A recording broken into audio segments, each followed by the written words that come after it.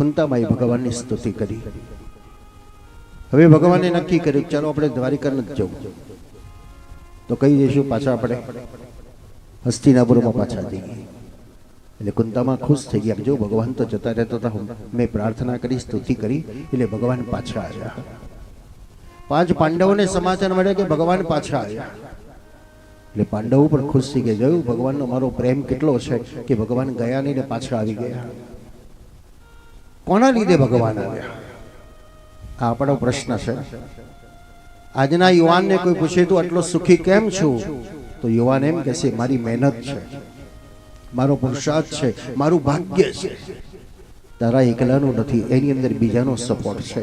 એ પિતૃઓના આશીર્વાદ છે, એ મા બાપના આશીર્વાદ છે, એ ગુરુજનોના આશીર્વાદ છે, જેના પુણ્ય બળથી તું આટલો સુખી છે.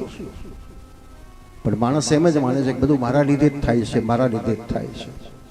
ભગવાન હસ્તિનાપુરમાં પાછા પધાર્યા એ કુંતાસ્તુતિના લીધે નહીં, પાંડવોના પ્રેમના લીધે નહીં, પણ ભગવાન પધાર્યા ભીષ્મના માટે ભગવાન પધાર્યા છે. મને ભગવાને સંપત્તિ આપી છે, એમાં કોઈકનો કોઈક ભાગ છે. મને યશભાગી બનાવવા માટે ઈશ્વરે સંપત્તિ આપી, જ્ઞાન આપી, બુદ્ધિ આપી, કળા આપી, મને બીજાની આંગળી પકડવા માટે આપી છે. ભીષ્મના માટે ભગવાન પાછા પધાર્યા. બાણસિયામાં ભીષ્મ સૂતા છે. મૃત્યુના સમયે કોઈ રૂડી પથારી નથી મળી, કોઈ ઉશેકું નથી મળ્યું, અને છિદ્ર છિદ્રમાં બાણની પથારીમાં સૂતેલા ભીષ્મ, પણ એના મુખમાં જરાય દુઃખ નથી. કેટલી મહાન અનુભૂતિ હશે કે એક કાંટો વાગે તો આપણે ચીસો પાડીએ, શરીરના રોમ રોમમાં કાંટા વાગેલા છે, અને છતાંય ભીષ્મ સ્વસ્થથી સૂતા છે. પણ ખોજે છે, શોધે છે, કોને શોધે છે? બસ આપણે બધાએ શોધવાનો એને છે, પણ આપણે શોધતા જ નથી. ભગવાન સંતા કોકડીઓ રમે છે વ્રતની લીલામાં. ભગવાન પકડદાવ ગોપીઓ સાથે રમે છે, અને ગોપી કોને પકડવા દોડે છે? પકડદાવ તો આપણે રમીએ છીએ, સંતા કોકડી આપણે રમીએ છીએ, પણ આપણે શોધવા કોને જઈએ? આપણી જે પ્રેમી હોય એને શોધવા જઈએ છીએ. પકડવા કોને જઈએ? જે પ્રેમી છે એને પકડવા જઈએ છીએ, અને બાકીનાને પકડતા નથી. જ્યારે ગોપી ભગવાનને પકડે છે, ગોપી ભગવાનને શોધવાય છે. આજે ભીષ્મ પણ મૃત્યુના સમયે ભગવાનને શોધી રહ્યો છે. હજુ મારો ભગવાન ના આવ્યો, હજુ મારો ભગવાન ના આવ્યો. આંખ બંધ કરે, આંખ ખોલે. ભીષ્મે વિચાર કર્યો કયો પોકાર કરું. બહારથી તો બહુ પોકાર કર્યા, બહુ મોટે મોટેથી બરાડા પાડ્યા, પણ એ સાંભળે છે કે નહીં એ ખબર નથી પડતી. પણ એ સાંભળે છે, કારણ એને ભાષા કઈ આવડે છે. તમે કન્નડમાં જાઓ ને ગુજરાતી બોલો તો એને સમજણ પડે, અને કન્નડ ભાષાવાળો તમારી સામે ડીંગડે મીંગડે મેળે બોલો તો તમને કે સમજણ પડે? શું બોલે? નગારું વગાડે છે. તો ભગવાનને ભાષા કઈ ખબર પડે છે? એને આર્તનાદની, હૃદયની ભાષા ખબર પડે છે. ભીષ્મે હૃદયથી પુકાર કર્યો.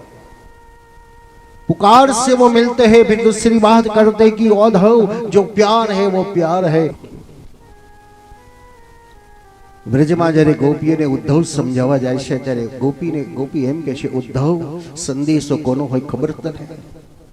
જે બારગામ ગયો એનો સંદેશો હોય, પણ તું જેનો કૃષ્ણનો સંદેશો લઈને આવ્યો છે ને, એ કૃષ્ણ તો હમણાં જ પાણીના ઘડા અમારા માથા ઉપર મુકાયા છે, અને તું એમ કે છું કૃષ્ણનો સંદેશો લઈને આવ્યો છું. ઉદ્ધવ એવું કહેતો હતો કે ભગવાન મથુરામાં છે ને.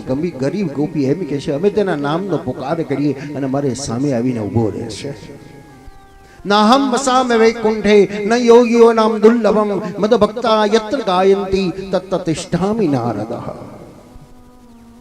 નારદ પુરાણ એમ કે છે હું ભગવાન કે છે કે હું કોઈ યોગીઓના હૃદયમાં નથી, હું વૈકુંઠમાં નથી, પણ હું છું ક્યાં? જ્યાં મારો ભક્ત મને પોકાર કરે ને હું ત્યાં આવીને ઊભો છું. સુરદાસજી દીદી કહે છે ઊભો ઊભો ગાવું તો બેઠો બેઠો સાંભળે, અને બેઠો બેઠો ગાવું તો ઊભો ઊભો સાંભળે. બસ આ અનુભવ કરો. તમે જ્યાં બેઠા છો ત્યાં તમારી સામે ભગવાન આવીને બેસી ગયા છે. તમે કીર્તન કરો છો, કોઈ નથી સાંભળતું, પણ તમારો ભગવાન તમારી સામે સાંભળી રહ્યો છે. કારણ એ દેખાતો નથી. દેખાતો તો પકડી લેતા પડે. એ છુપા રુસ્તમ છે.